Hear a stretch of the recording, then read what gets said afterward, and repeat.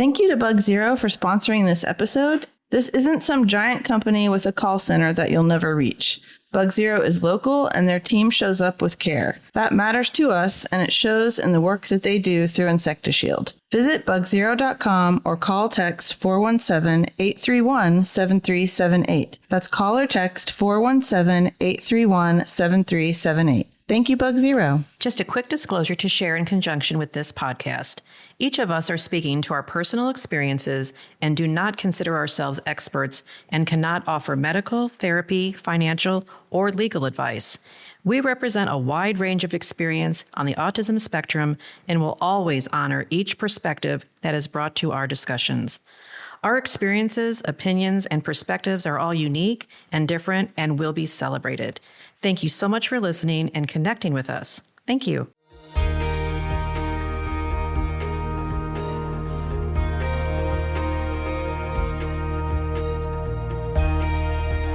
Welcome to Navigating Adult Autism. We are just a bunch of moms with a lot of perspective, a lot of experience, and opinions. I am Mary, and I'm here today with Dawn and Elizabeth, and we have a special guest today, and our guest today is Eli Winfrey. And Elijah is not only a children's book author, he's founder and president of his own nonprofit organization, which is teamwinfrey.org. That's TEAMWINFREY.org, which raises awareness for kids and adults on the autism spectrum and helps low-income families in the community. Elijah is always trying to make someone or something better. He also hosts 2 radio podcasts. The Eli Winfrey Show, which is centered around autism and banter, which is a sports show that he enjoys. Making a difference is what Elijah is all about. Welcome, Elijah, or Eli is what we call you, right? Thank you for having me. You're welcome. I'm excited to be here. We're glad you're here. So if you want to start, just tell us a little bit about yourself and how you became an autism advocate, and we can go from there. And I know we're going to talk about your children's books and your nonprofit and just your timeline of how you got where you are. So we're really glad you're here. Thank you. In Springfield, Missouri, because you're from Washington State. I love Springfield. It's my second home. Oh, good. I was born and raised in Augusta, Georgia. And very early on, I wanted to make a difference in the world and in the community as a kid. And, you don't always know how that's going to go. And you don't always have the blueprint or the bullet points to follow that trail. So it took a while for me to get there. I had to learn how to be a leader, learn how to understand things and develop a bit of patience. And I think the military helped me with that. And throughout my journey, I've seen a lot of things before becoming an advocate. And when I arrived in Seattle in 2006, I had this mission of service. I had always had it in the back of my mind as a kid, but now I'd realized I had the bullet points, if you will, to put it together. And it started with my niece and nephew. I went back to visit, and one day I was playing video games with a friend of mine, and this friend of mine is still a very good friend. We were playing, and my nephew came into the room, and he started flapping his hands, and I didn't have any idea what he was doing. And he did it a couple of times, and I finally got up and went into the kitchen, and I'd asked my mom if I had done anything wrong, and she said no. He has autism. And before I could say anything else, she kind of stopped me in my tracks and said, before you make any comment, study, educate yourself on what autism is. Nobody talks about it. You need to know about it. And my mom was a nursing assistant for 40 plus years, I want to say. She worked at the same place for 40 plus years. So I did that. I studied a little, and little by little, I learned about autism. And I realized that my sister, her kids were in need of a voice. They didn't have a voice. Nobody was advocating for them. And so I decided to make that my purpose and my mission in life. And that kind of opened the door to Team Winfrey and doing things with a purpose, right? So everything that I try to do in my life has to have a purpose. You know, selfishly, I do some things for me, selfishly. Of course. But you know, I think it seems like a long journey, but it really wasn't, because I really had an idea early on that giving back was something that I wanted to do. You don't always know what avenue you're going to take in doing that. And for me, it happened to be autism, and low income ties into that because I come from a poor background. So I know what it's like to not have much of anything and really have to scrape and claw to you know, pay bills and things like that. So that's kind of my journey into my evolution of who I am today. I love it. I really enjoy it. It's opened my life up to, I guess, seeing who and what I really am and why I'm really here. And I think we all have that, you know, but I found my purpose that way. And it's been the best thing that I think that's happened to me. Okay. That's a long answer. I loved your long answer. No, go ahead, Dawn. So can you tell us a little bit about your athletic influences? Growing up, I'll say I love golf now, but golf wasn't it when I was growing up. It was baseball. Baseball was my first love. But let's say Augusta, Georgia, the Masters. Yeah. You know, like I thought maybe that's where you're going with that, because listen, I have to buy a Masters cake for my husband every year. So yes, because he lives, eats, and breathes the Master. We don't talk to him. So I thought from like when you said you're from Augusta, Georgia, I was like, oh, that's why he golfs. But it was baseball. It was baseball. Good. And here's a funny little caveat. We stayed right down the road from the Masters, right? Mm-hmm. So we could walk there if we really wanted to. But it was never my thing growing up. I couldn't stand golf as a kid. I didn't understand it, you know, why they're taking this small stick and hitting this ball and following it, and you know why it's so hard. Why it's so hard. Yes, yes. So baseball was it, but slowly I started to gravitate into golf. And I think my time in the military, I had friends who would talk about it and play it. And we would all talk about meeting up one day when we got out of the military to play. But in that process, I started practicing more and more, and I started getting more addicted to the game. And then it was like this addiction that I think many golfers could understand. You know, once you start and you really get into golf, it's hard to put it down. So you know, my athletic prowess started with baseball. I love basketball too. It was part of that journey, but it was always baseball up until I learned how to play golf. And once I figured it out, started playing, making a little money, it became this dream that was, I guess you could say, was really on the back burner. Like it was, I was supposed to be doing it. So that's kind of where it started for me from an athletic standpoint. But you're a pro golfer. Used to be. Used to be a golfer. Used to be. Yes, used to be. Yes. I teach it now. Oh, Okay. awesome. And I love so that. when you were a pro golfer, were you able to use that in autism advocacy? In the beginning, no. Right. In the beginning, it was pretty difficult because, you know, they don't just give you sponsors, right? You really have to have a game. And I'm not saying my game was terrible. But, you know, I was never ranked up there with like Tiger Woods and Fred Couples and those guys. They're great, by the way.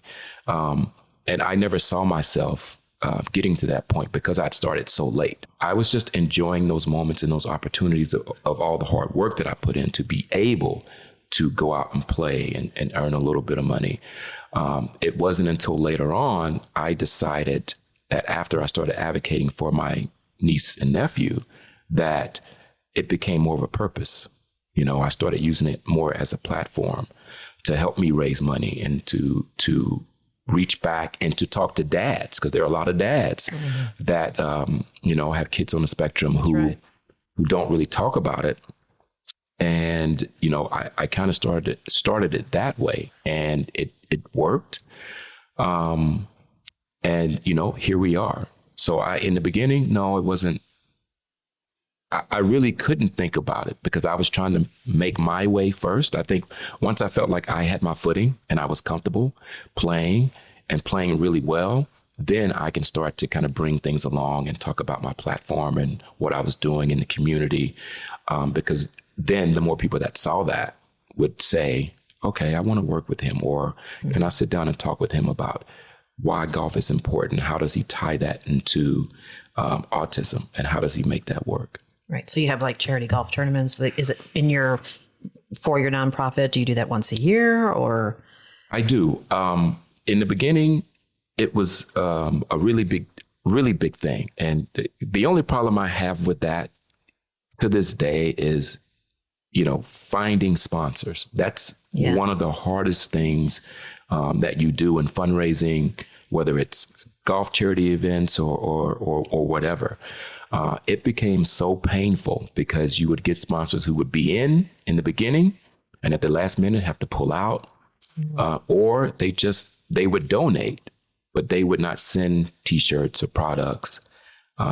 And getting players to play in the charity event was hard too, because some players, while they like golf, they're not really into the fundraising aspect, and, that was hard. So it all worked out, but we do host golf charity events once a year. And we brought my big tournament back last year, something I was dreading because I had switched to a format where I would play one-on-one charity matches with people in the community. And I found that far more reaching and better because everybody wants to beat Eli, right? Because he played golf and he's pretty good. So how about we play for charity? And so that worked really well. But last year we brought it back and it was a huge success. But again, getting people to show up and participate was really hard because we try to do it in the summer. But in the summer, we're trying to relax. Families are taking trips, and golf tournaments or charity events, they're not really priority, not to that degree during that time that we like to do it. But last year was a success. And, this year, I can't remember. I don't think we're going to do one this year. We may host a golf clinic for women. We are still negotiating that. And I'm hoping to at least do that in August as a way of fundraising. And I have some incredible friends who are women who are putting this together.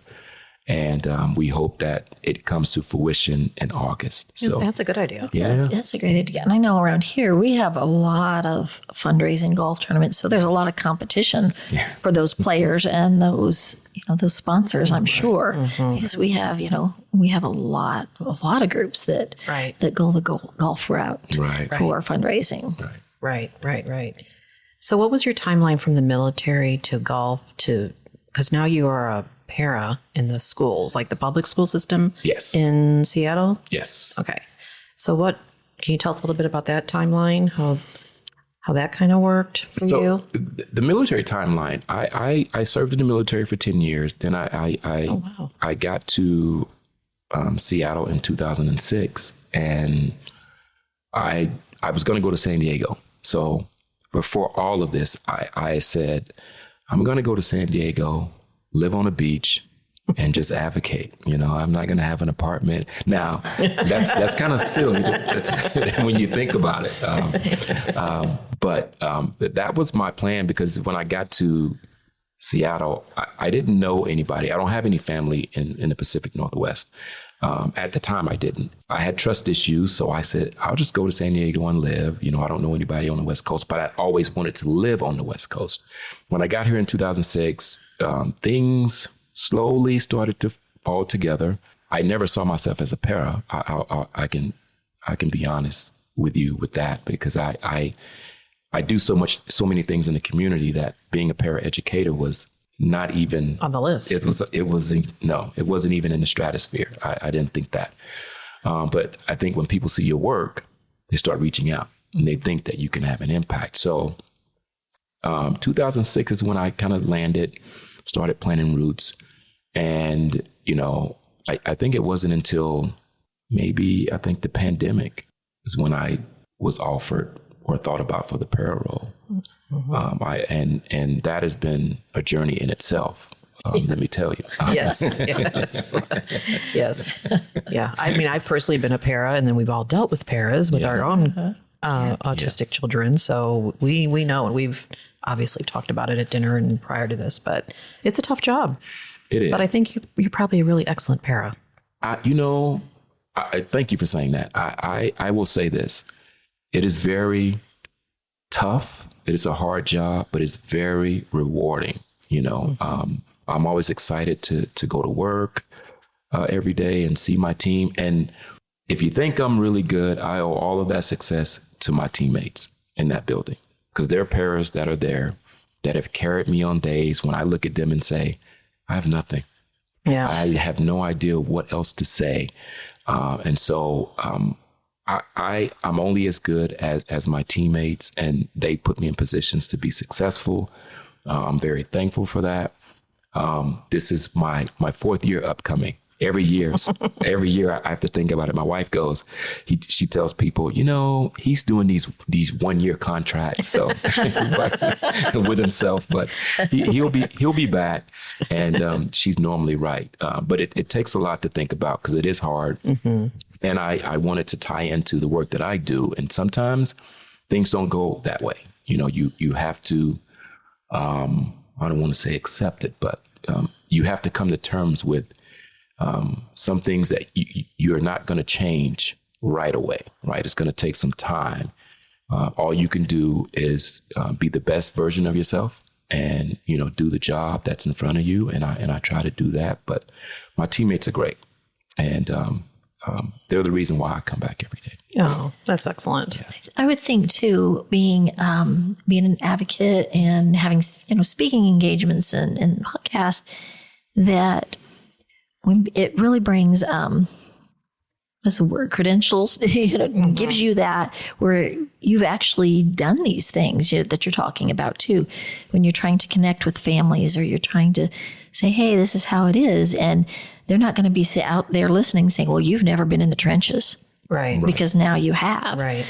And that, I think that makes it different for whoever you're speaking with or talking to, because there's something you can study and study and study autism, but unless you've actually worked one-on-one with somebody, there's some things you're going to miss that you're just not going to be able to understand, or that connection with the families. Absolutely. I think it means a lot to them. Great point. And again, because I didn't see it on my radar, a very good family friend of ours, I should say, she's seen my work in the community, and she walked up to me one day and she goes, you would be a great asset at our school. I see the work that you do, and why don't you just give it a try? And, the first thing I said was, I like my schedule. I have my, I have my own business. I can start my day whenever I want. I can work wherever I want. And I like the freedom of that. I don't know if I'm ready to go back into a system where I have to kind of abide by those rules. And I'm not saying those rules are bad, right? We all have rules that we have to follow in order to be successful. But I kind of like the freedom of kind of saying what I want to say, when I want to say it, how I want to say it. But I thought about it, and, the more I thought about it, the more I said, if I'm really serious about this advocacy and community work, this has got to be part of the process too, right? She came to you for a reason. So there's another door opening. So step through and do the best you can. And, I'm trying to do that. So it started with the family friend. And I've learned a lot, because there's a lot of things that I didn't know was happening, or a lot of things that I didn't know you couldn't say or you could say. And a lot of times I call on my community work when I am working one-on-one with a child, right? So sometimes they'll say to me, Mr. Eli, how did you get the child to do that? How come you never say anything, but the child reacts? And then sometimes you say a little bit and you get, the same result. And I say, I just kind of call on my situations when I'm dealing with families in their home or at a playground. I kind of do it that way because it works for me without stepping on anybody's toes, right? So I don't feel like I'm violating any rules, but I'm still authentic. And I think the students know that. right? And my temperament never changes. So it's a good fit. For the listeners, he has a very calm demeanor. So I can see you being a good para in the schools. I really can. Thank you.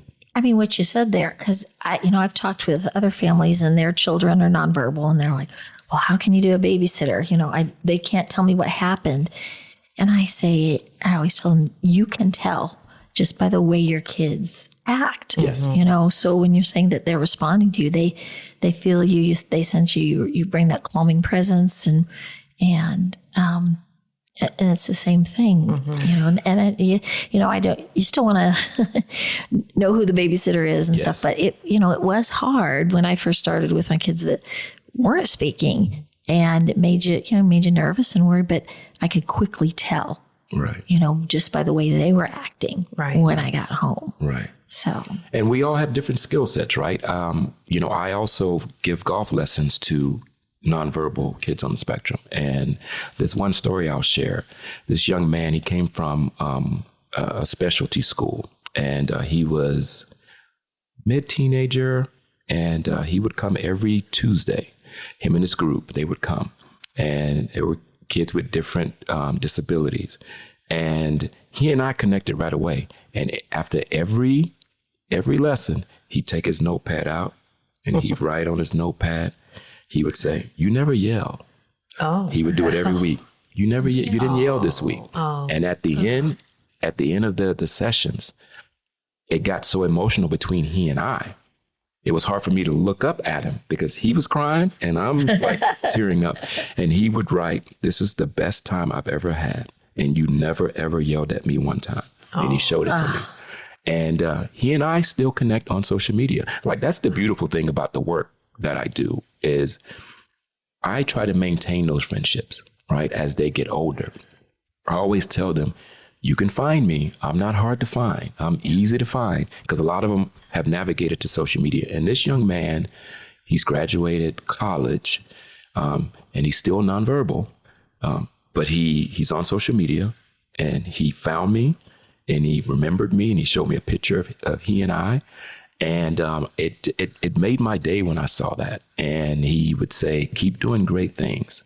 And I was moved, really moved. Oh, yeah, I bet. Yeah. I bet. And I know you're a lot about those relationships. I'd like you to share. I don't know if we talked about dinner last night, or listeners weren't there, but so for our listeners, Eli comes to this area usually every year. Sometimes we've missed a year through the pandemic, but he comes and comes into our community, learns about things, take things back, but also, gives the gift of his time to our community.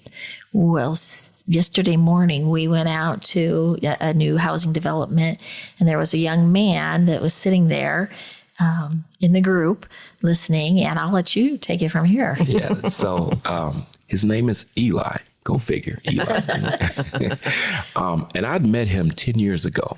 I came here, I think it's my first visit here. So, we went to the zoo. Yeah, Dream Night at the zoo. Right. And we took some photos. And what I like to do is, everybody always asks me to sign things. And I'm like, oh, I'd love to. But I'd like to make them feel the way they make me feel. So I said to them that night, "I have this big poster board. I would love your autograph on it." And they lit up. And so he signed it. We took a picture together. So yesterday I come in, not expecting to see him. And as soon as I get in the door, he looks up, his hands go up, and he sees me, and he says, "Eli," and he runs over. Wow. And it's like a huge embrace. And I didn't want to let him go. I didn't. It was a magical moment. And he smiled. I smiled. You would think that we had just taken all the candy out of a local candy store and took it for ourselves. We were so happy. And those are the moments that I think about when I start to struggle with something with my work. I think about those moments. And I keep telling myself, this is why you do the things you do. This is why you'll overcome these things, because people remember how you make them feel. at the end. You're right. So that moment yesterday was really moving. Oh, for sure. Really, Yeah, really his- moving. 10 years. Yeah, his mom pulled up on their phone. They had the picture from when their first meeting. It was really fun to see that. And then we, of course, took a lot more photos. But it was really fun to. And they had it just readily available. Yeah. It was really sweet. Okay, Eli, you sort of alluded to it, but what specifically brought you to Springfield, Missouri? How did you make that? Okay, that's a great question. Connection. So this all started, I'm on social media a lot, by the way. But I only use my social media for good. I don't use my social media for any type of gain. I don't go negative. I don't do politics. I don't do religion. It's all about positivity and sharing my work. And so one day I was on Twitter. It was called Twitter at the time.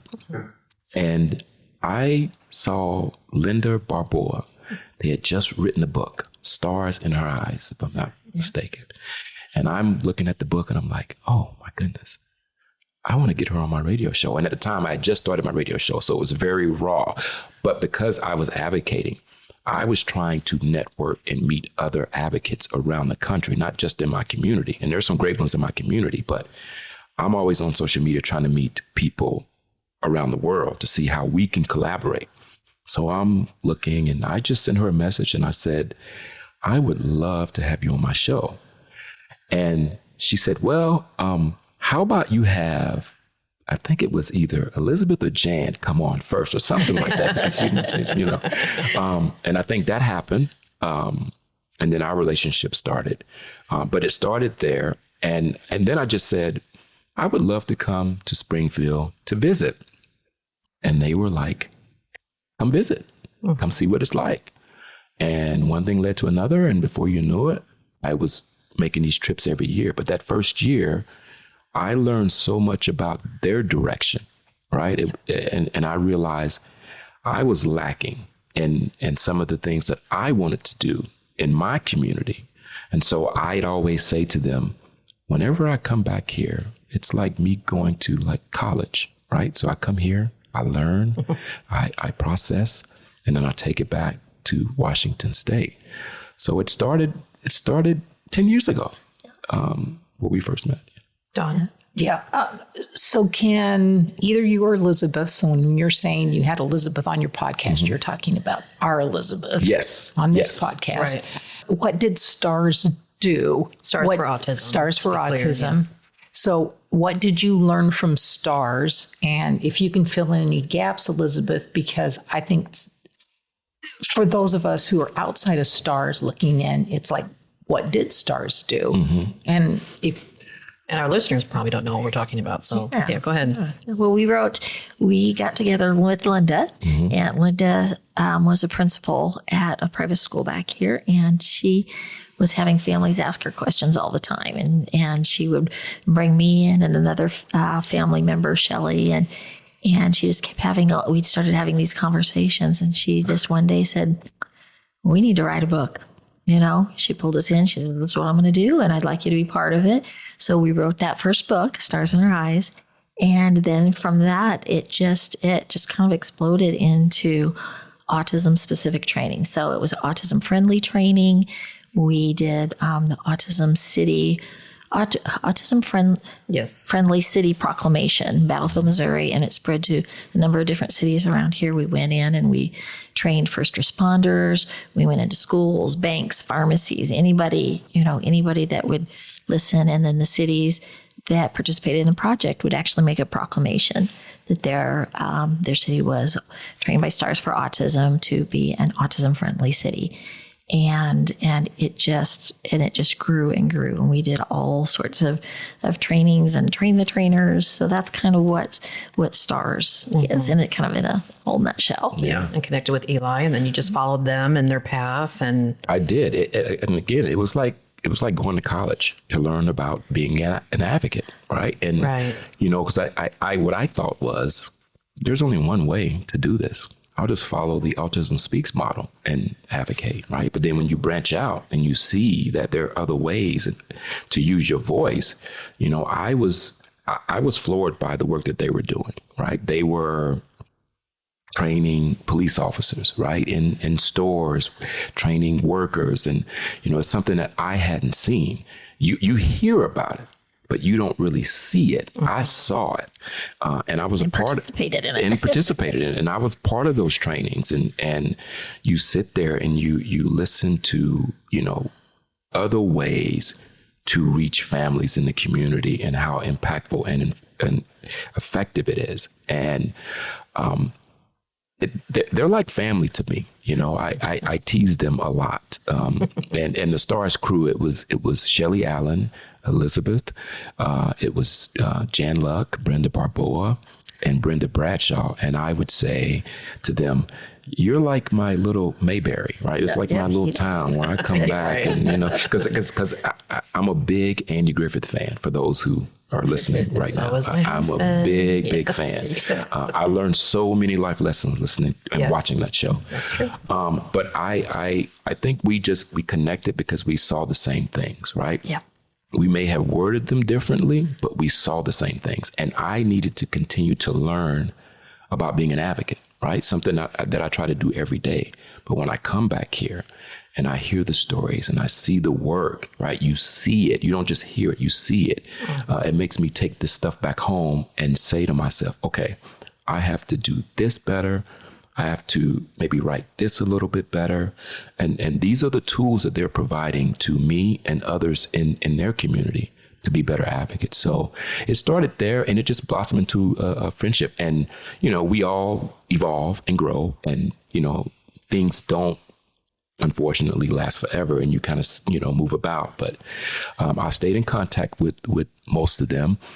Elizabeth and I are really good friends, and I admire Elizabeth so much for the work that she does in the community. And I see her, right? We get so caught up in our work that we forget to see the person, right? And I told her this yesterday. I see you, the person. And that too is why I enjoy coming back. Because sometimes we only see the advocate.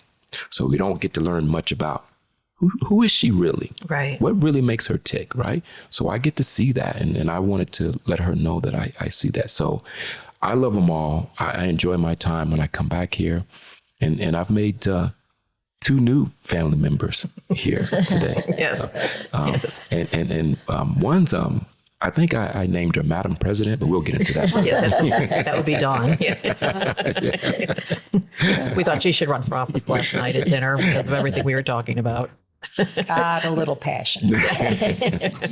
But really, I mean, that's what you gave to STARS. It was like you gave us that energy, because the work was hard and it was long, and we kept going and going, and yes, to be seen and to be appreciated for what we were doing by somebody that can walk in and see it from the outside, because we get so caught up with what we're doing, and it was a boost to our energy, and we just always loved it. And Linda and Jan were always like, well, this is our nephew. Yeah, they would say that. That's a special connection. That's really sweet. Yes. I love that. Absolutely. And so I did notice that you talk to high school kids sometimes.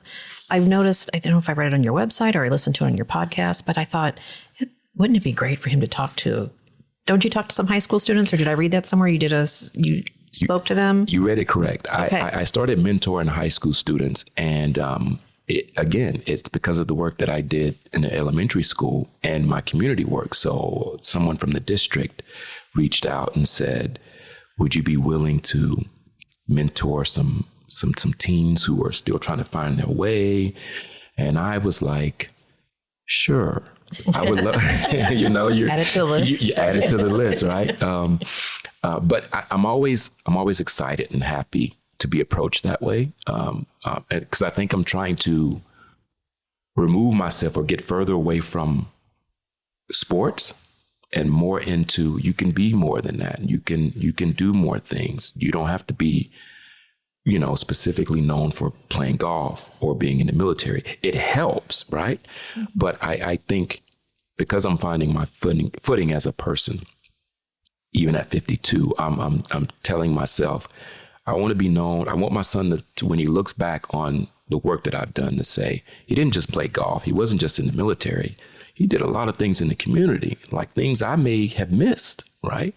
So and talking to high school students, I try to instill those values into them. You know, we talk a lot about core values and life skills. And that's something that's very near and dear to me. And I don't see a lot of that, not the way that I used to see it. And so I try to make an effort that when I am going to talk to kids, I try to tell, people who are approaching me that, I want to talk about core values and life skills. I want to know what they want to do as they grow up and evolve and get older, right? Because life comes at you fast when you graduate, right? It's not going to wait and be patient. It's going to come at you in a way that can be overwhelming if you're not prepared. So it's been fun talking to high school students. I think about all the lessons that I missed in high school. I didn't have a mentor. So going back and being a mentor to these kids, it means a lot. When you walk in, you don't think that you're going to be received, right? When they see you, they think, "Oh, who's this guy? He think right. he's all this and whatnot." But when you sit down and you kind of let them talk first, it kind of opens the door for them to say, "Oh, okay, he's kind of low key. He didn't come in and beat his chest and say, I did this and that. He's kind of listening to us." Mm-hmm. So that's kind of how I make those introductions, and I enjoy it. So hopefully next year we'll get back to mentoring these kids and that's good. Making it good for them. I like that. And then how did you get into writing children's books? Because we do want to name your books that you've written. So what was your first book that you wrote? My first book was I Can Be Anything I Want to Be. And that book was inspired by my son. All of this has been inspired by my son. One son, okay. Jordan. And all of my work, as far as writing books, I owe him all the credit.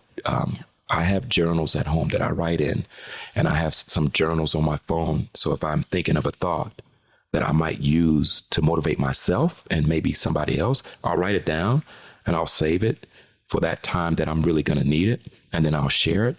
So one day he kind of looks at me and he kind of says, Dad, you got all these books of just stuff that you think about. Why not just write a book? And I'm like, I'm not a writer, buddy. I'd much rather not, jump in that lane. And he goes, no, but it could maybe help somebody. And he'll say, remember what you always say, if it helps one person, it's a big deal. And I'm like, okay. So I said, how about my first book be about our conversation that we had when you was a kid in the car? When I would take him to school, we would sit in the parking lot before he would have to go get in line, and we would play Uno in the car. And I would ask him every day that I would take him, what do you want to be when you grow up? One day it'd be a soccer player. The next day it'd be a basketball player, right? And then it'd be a computer tech person. So it always changed. And so I said, my first book, which is only 10 pages, I said, it's going to be based on our conversation. And he kind of looked at me and said, do I have to speak? And I was like, no, you don't have to speak. You don't have to speak. But I did that. And I realized how successful it was. And I said, well, why not write another book? So Mariah Loves Summer came next. And then I decided to create the Little E series, where the first one was Little E Giving Back. And that series is based on core values and life skills, right? So I'm trying to give the community and kids something to think about, and why it's important to talk about responsibility, perseverance, judgment, honesty, integrity. So it kind of started with my son. Well, it started with my son, mm-hmm. and I owe him all the credit for the success. Oh, that's excellent. Yeah. So I would assume you do book signings, and how is the book? The book signings are great. And I will do public reads from time to time. I've been in classrooms reading. I was at Barnes & Noble this past month, and also at Brick and Mortar Books in Redmond, Washington. So the reads are great. The signings are really good. And it's something I'm still getting used to, people coming up and asking these deep questions about writing. And I'm like, I have no idea what that means. You're just writing from your heart. I'm just writing from the heart, and, they're asking about, are you going to write chapter books? And I'm like, I don't think so. One thing at a time. But you never know. But those have been great. And again, it's a learning experience, and it all ties into the community work. I just think everything that I've done comes back to that, because when people realize it's me, they go, oh, I saw you the other day. I listened to your show. You're the guy that's on the radio that talks about, what you're doing in the community. Okay, it's good to put a face with the name and all of this stuff that's live. So it's fun. It's a great journey. And again, it's part of the purpose, right? I don't think I'd be doing any of this if it wasn't my purpose. So I think everything that I'm doing is my purpose. I found it, and it's all about service. Do you have any future goals right now with your community work, or any, basically anything coming up? Right. No, I don't have anything. Well, I'm working on my 5th children's book, so I'm halfway through the writing for that. But I don't have a lot of things coming up. I think this summer I'm trying to rest and recharge. What I will say, I always say that, and then I'm pretty active, right? I think this summer I'll be able to spend more time with families in the community, because I'm a paraeducator. It's hard to do that during the daytime, because in the daytime I'm in the school. Right. So when I leave school, I have to pivot right away to that work and catch up on emails or Zoom meetings I have with families. So I think this summer I'm going to spend more time, with families. We're going to try to feed a lot of families. I purchase grocery gift cards, and I'm going to give out when I get back to families that are in need. So I'll focus a lot on that, and, kind of maybe hosting a forum where we can talk about additional needs, right? If I can't help, let's find an organization that can help you. So I'll do that this summer and do some writing. Yeah, there you go. Yeah. So people reach out to you via email or Zoom. So if you're doing your normal work, like I'm trying to figure out like your normal day or week. So if you're working during the school year, you come home and check your email for your nonprofit, and that's where you're getting all your leads, or people call you and contact you. Will you do this? Will you do that? Right. So how do you organize that? Honestly, I don't. You don't? Okay. So because my phone goes off constantly in the school, right? Because I see just a list of messages, and a lot of them are not urgent, right? It's just, are you available this day? Can you do this day? So I'm able to deal with that really well, because sometimes I can't answer right away, right? If I'm not with a student, or if I'm on break, I can go in the break room and answer some of these emails or texts. And a lot of times, a lot of my interactions, believe it or not, happen through social media. Okay. Because I share my work. Is that how families are reaching out to you too? Some families are. Okay. And what I try to do, right, because social media can be very tricky. And I tell people I share my work only with consent, right? Because I don't want to put a family out there that says to me, I don't want you to post that picture of me on social media and talking about my story.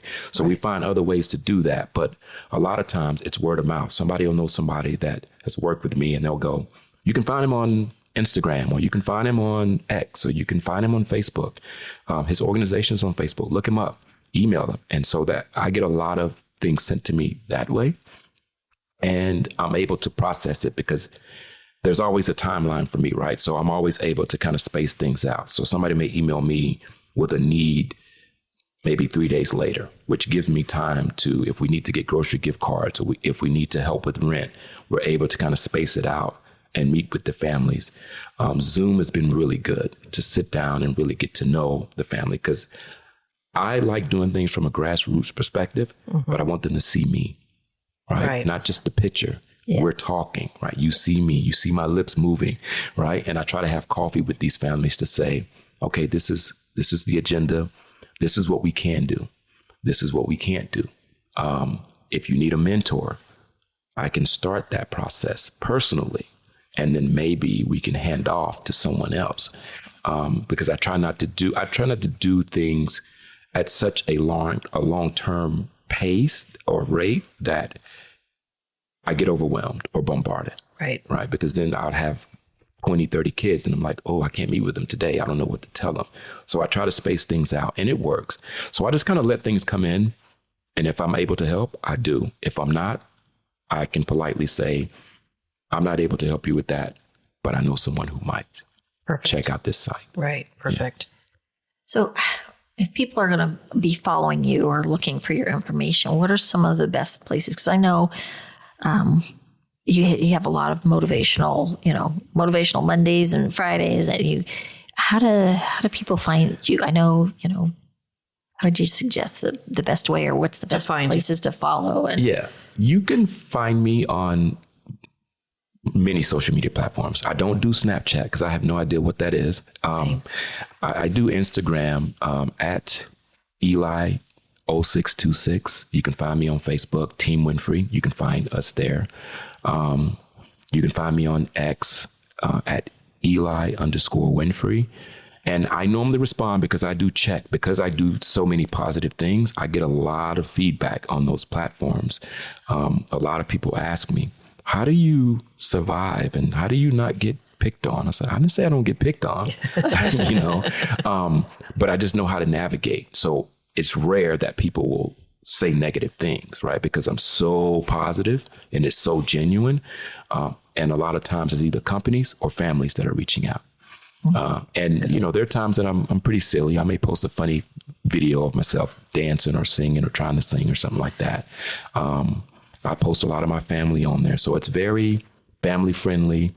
And you can find me there, or you can go to our website, teamwinfrey.org, send us an email. And if not me, one of my other directors will get back to you. Awesome. I know in the beginning you talked a lot about voice. We had one, I don't know if it was our first or second podcast we did. We talked about how we found our voice. And you've given us a little bit of that, with your family, but can you expand on that, or do you have any thoughts? Because we each talked about when we became an advocate, and you, like I said, you've definitely talked about it, but I'd like you to have the chance to maybe expand on that, or even give suggestions or help other families to understand how to find their own voice, because that was really the point. Right. Was we shared how we found our voice in hopes that we could be inspiration for other families to really find their own voice as well. Mm-hmm. That's a great question. I think it starts with you, right? I think it starts with looking in the mirror and having an honest conversation about the direction that you're going. What do you really want to do with your life, right? What is your true purpose for being here, right? We all have it. Where is it? Sometimes it's buried deep within ourselves, and we have to really dig for it. I knew early on that, what I wanted to do. And as I said before, I didn't know how to get there in the beginning because I was so young. But I think it starts with making peace with the mirror. And I say that a lot. Before you can do anything, any dream you have, you got to make peace with yourself first. You got to find you in order to be an advocate or be a baseball player or whatever. And I really had to have these serious conversations with myself. And I still do that, by the way. There are days where I still struggle with myself about my direction.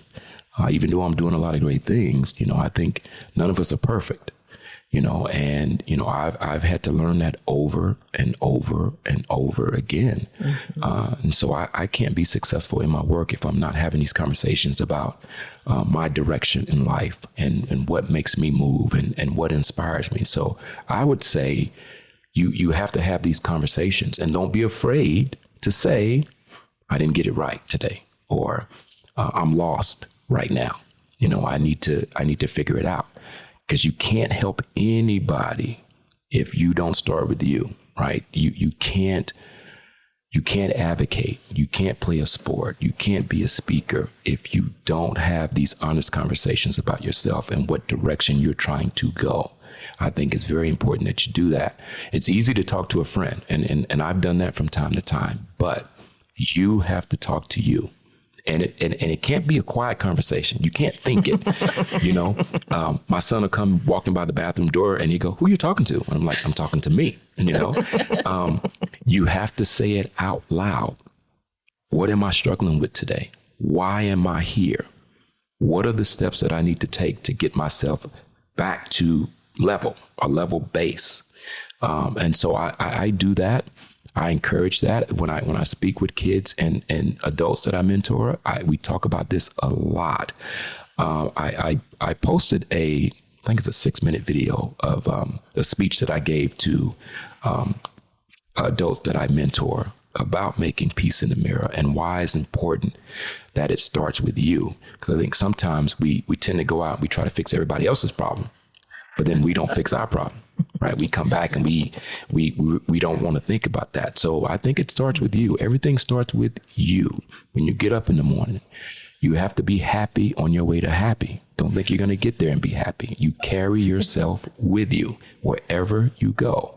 And so I try to make a point to tell myself that. That's why I'm always excited to go to these places, whether it's here, whether it's being a para, whether it's doing nonprofit work. I'm happy on my way to happy, right? I never think I'm going to get there and be happy, because I know if I go there in a bad mood, I'm not going to have fun, right? And eventually I'm probably going to say something that's going to get myself in trouble. So it starts with you. And I would encourage everybody who's listening to think about that. Really think about that. I know it's easy to say, and I know we sometimes say, "Oh, I'm good." I hear that a lot, and I'm guilty of saying that. I'm good. No, maybe not so much. Right? Maybe you're avoiding that conversation you need to have with yourself. Mm-hmm. So that's what I would say. It's worked for me. I'm not a licensed therapist, by the way, but I do think it's important that you make peace with yourself, right? I think that's the only way that you move forward. I think sometimes when we don't move forward and we don't make peace, we're running in place, right? And people confuse movement with progress, right? But you can run in place and not get anything done. Good point. So, good point. I'm going to write that one Yeah, down. that's you good. confuse movement with progress. Oh my gosh.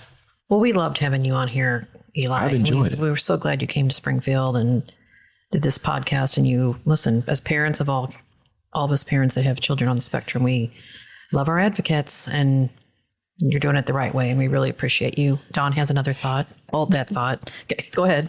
No, I was telling myself. I was talking to myself, Dawn, like Eli told me. Go ahead, Dawn. So from your visits in the Springfield area, what is the Springfield area in general?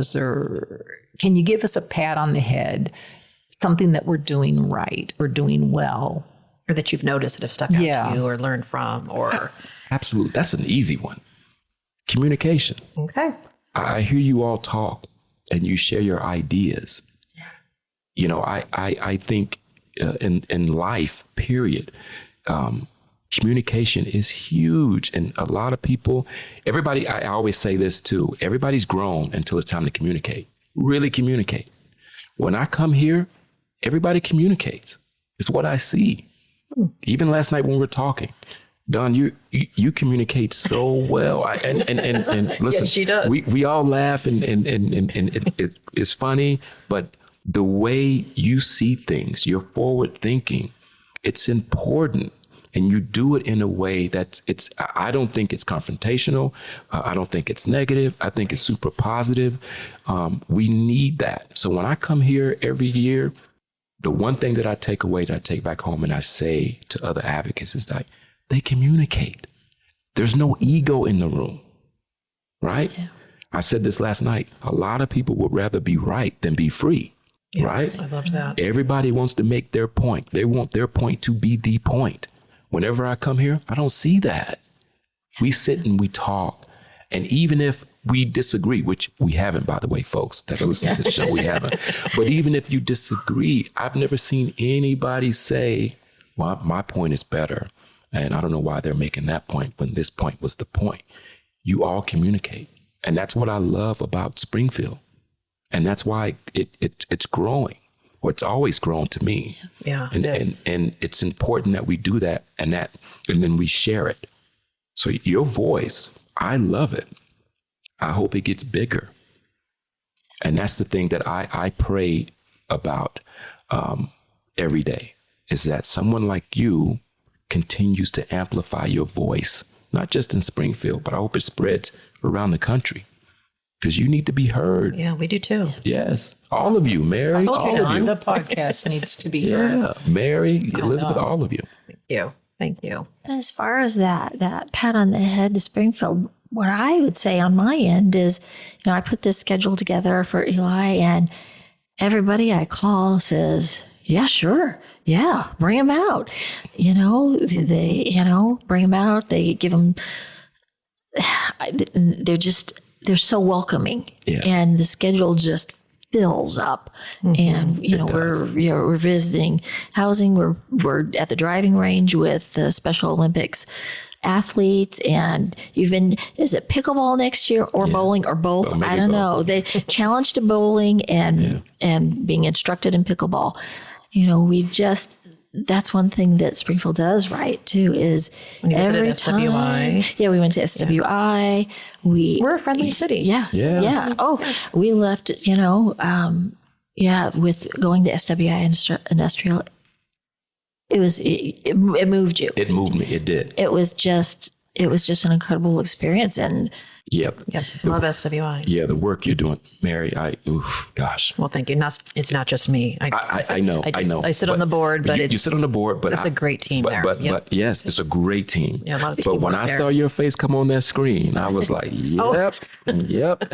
Oh, thank you. I think with you, Mary, we see it through your eyes because Yes. you see what an incredible organization is in you.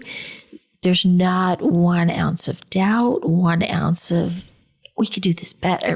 We could do, it's just, again, like you said, that genuine. Yes. You're like, this is it, Yeah. and to be able to do those things. And you make a great point.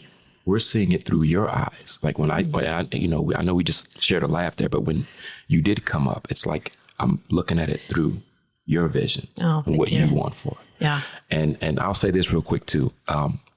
Whenever I do come here and get the schedule set up, I always feel super special because I don't get this nowhere else. Where Elizabeth is like, taking me around. I feel like a celebrity when I come in. It makes me feel so good. I'm almost embarrassed sometimes. I'm like, oh, okay. No, don't. Yeah. Well, you're our guest, and Well, I mean, we've got that hospitality, Yes, right? yeah, absolutely. That's, that's part true. of We want our- to do it. We like doing it. Yeah. And you had, now you're making those connections year after year.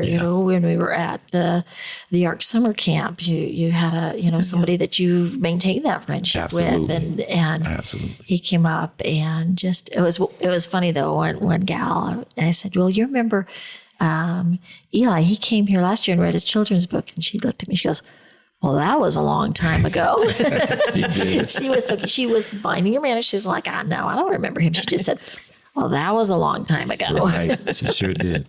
She sure did. Right. Oh, goodness. Well, I've enjoyed it. Well, thank you again so much. Thank you for having me. Let's say one more time where people can find you, just for the record. You can find me on any social media platform outside of TikTok. I'm on Instagram at Eli0626. I'm on X at Eli_Winfrey. I'm on Facebook at Elijah Winfrey. I think it's Elijah Winfrey. And then, I don't even know my own. And then also on Facebook is Team Winfrey's on Facebook as well, so you can find me there. Excellent. Thanks again so much for being here. We really appreciate it. Thank you for having me. And I'm not going to get all this right, I don't think, but you can find us at moms. You can email us at moms@navigatingadultautism.com, or find us on our website, navigatingadultautism.com. We're on Facebook, Instagram, and now we're on YouTube. So thank you for listening, and tune in for the next episode. Thanks. Bye-bye. Bye.